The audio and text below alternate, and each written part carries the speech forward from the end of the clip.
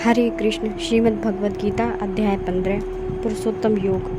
भगवान ने कहा जाता है कि एक शाश्वत अश्वत्थ वृक्ष है जिसकी जड़ें तो ऊपर की ओर हैं और शाखाएं नीचे की ओर तथा पत्तियां वैदिक स्रोत हैं। जो इस वृक्ष को जानता है वह वेदों का ज्ञाता है। इस वृक्ष की शाखाएं ऊपर तथा नीचे फैली हुई हैं और प्रकृति के तीनों गुणों द्वारा पोषित हैं। इसकी टहनियाँ इंद्रिय विषयी हैं। इस वृक्ष की जड़ें नीचे की ओर भी जाती हैं जो मानव समाज के सकाम कर्मों से बंधी हुई हैं। इस वृक्ष के वास्तविक स्वरूप का अनुभव इस जगत में नहीं किया जा सकता। कोई भी नहीं समझ सकता कि इसका आदि कहाँ है, अंत कहाँ है या इसका आधार कहाँ है। लेकिन मनुष्य को चाहिए कि इस दृढ़ मूल वाले वृक्ष को विरक्ति के शस्त्र से काट गिराए।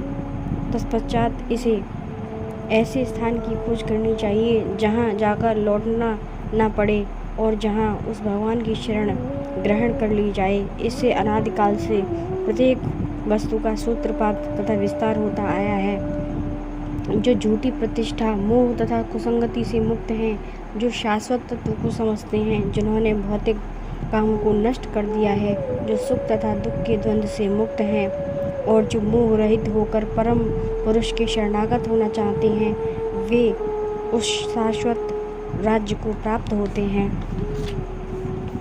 वह मेरा परम धाम ना तो सूर्य या चंद्र के द्वारा प्रकाशित होता है और ना अग्नि या बिजली से। जो लोग वहाँ पहुँच जाते हैं वे इस भौतिक जगत में फिर से लौटकर नहीं आते। इस बद्ध जगत में सारे जीव मेरे शाश्वत अंश हैं। बद्ध जीवन के कारण वे 6 इंद्रियों से घोर संघर्ष कर रहे हैं, जिसमें मन भी सम्मिलित है। इस संसार में जीव अपनी देहात्मा बुद्धि को एक शरीर से दूसरे में उसी तरह ले जाता है जिस प्रकार वायु सुगंधि को ले जाता है। इस प्रकार वह एक शरीर धारण करता है और फिर इसे त्याग कर दूसरा धारण करता है। इस प्रकार दूसरा स्थूल शरीर धारण करके जीव विशेष प्रकार का कान, आँख, जीव, नाक तथा स्पर्श इंद्रिय त्वचा प्राप्त करता है जो मन के चारों ओर संपुंजित हैं। इस प्रकार वह इंद्रिय विषयों से एक विशिष्ट समुच्चय का भोग करता है। मूर्ख ना तो समझ पाते हैं कि जीव किस प्रकार अपना शरीर त्याग करता है, ना ही वे ये समझ पाते हैं कि प्रकृति के गुणों के अधीन वह किस तरह के शरीर का भोग करता है। लेकिन जिसकी आँखें ज्ञान में प्रशिक्षित होती हैं वह यह सब देख सकता है।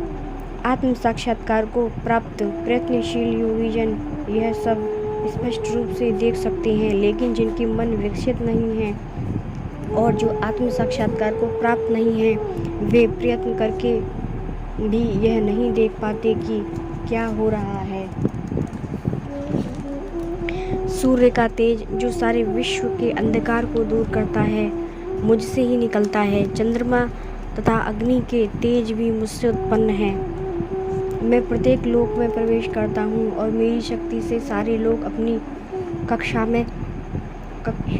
में स्थित रहते हैं। मैं चंद्रमा बनकर समस्त वनस्पतियों को जीवन रस प्रदान करता हूँ। मैं समस्त जीवों के शरीर में पाचन अग्नि वैश्वानर हूँ और श्वास प्रश्वास में रहकर 4 प्रकार के अन्नों को पचाता हूँ। मैं प्रत्येक जीव के हृदय में आसीन हूँ और मुझ से ही स्मृति, ज्ञान तथा विस्मृति होती है। मैं ही वेदों के द्वारा जानने योग्य हूँ। निसंदेह मैं वेदांत का संकलन करता तथा समस्त वेदों का जानने वाला हूँ। जीव 2 प्रकार के हैं, च्युत तथा अच्युत। भौतिक जगत में प्रत्येक जीव च्युत क्षर होता है और आध्यात्मिक जगत में प्रत्येक जीव अच्युत अक्षर कहलाता है। इन दोनों के अतिरिक्त एक परम पुरुष कहलाता है जो साक्षात अविनाशी भगवान है और जो तीनों लोकों में प्रवेश करके उनका पालन कर रहा है। चूँकि मैं क्षर तथा अक्षर दोनों के परे हूँ और चूँकि मैं सर्वश्रेष्ठ हूँ, अतएव मैं इस जगत में तथा वेदों में परम पुरुष के रूप में विख्यात हूँ। जो कोई भी मुझे संशय रहित होकर पुरुषोत्तम भगवान के रूप में जानता है वह सब कुछ जानने वाला है। अतएव हे भरतपुत्र, वह व्यक्ति मेरी पूर्ण भक्ति में रत होता है।